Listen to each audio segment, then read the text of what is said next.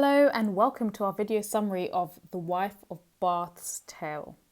This is part of our Canterbury Tales video series where we look at each of the 24 stories written in the Canterbury Tales by Geoffrey Chaucer. And should you want to find our analysis and summaries of other stories in the Canterbury Tales, do make sure you check out our channel and you will find it all there. So in this video, I'll summarise all you need to know about this story, and I'll also provide some analysis that you should be aware of when reading and writing about this tale. So let's get started. The wife of Bath, we learn, is a professional seamstress who's been married many times. She's experienced in marriage, love and sex. In the prologue, the wife of Bath begins by telling everyone that she knows much about marriage. She's been married 5 times since she was 12. She says many men criticise her, but she argues that no one knows what God wants from men and women, and many famous Bible figures had several wives. She says women control their husbands with their sexual prowess. The pardoner interrupts to say that he is getting married soon and does not want to be controlled by his wife, but she tells him to listen to her story. She speaks about her husbands. 3 were good because they were rich and old. Her 4th husband was young and he had a mistress. Her 5th husband she loved very, very much, but he hit her and treated her badly. She met her 5th husband while she was married to her 4th. He was much younger, but she said if her husband died, she would marry him. Sure enough, he does die and they do marry. The 5th husband had a book entitled Wicked Wives. One day, she tore pages from it and hit him. He hits her and they finally agree that he will hand over his estate to her and she will act kindly.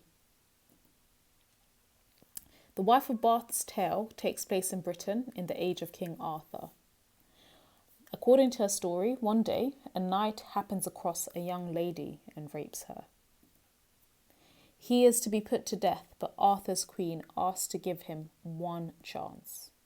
The queen tells him that if, within a year, he can find what women want most in the world, he can keep his life. If he cannot find the answer, he will die. The knight goes on his way asking every woman this question. The answers vary. Honour, sex, looks, money, freedom. One says to be discreet, and the wife of Bath interrupts to tell us that this isn't true, recounting Midas's story as proof. The knight's time is almost up, and he heads home without an answer. On his way, he comes across a group of dancing women.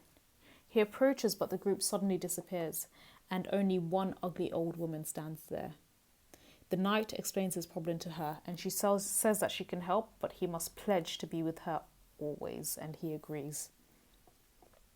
They return, and the knight tells the queen what the old woman has told him. Women desire to be in charge of their husbands and lovers. The women of the court agree, and the knight's life is spared. The old woman asks him to marry her, and he is horrified. He begs her for another option, but she refuses. He owes her. They're married and go home together, where the knight is unhappy. She asks him why is he so upset, and he complains about her ugliness.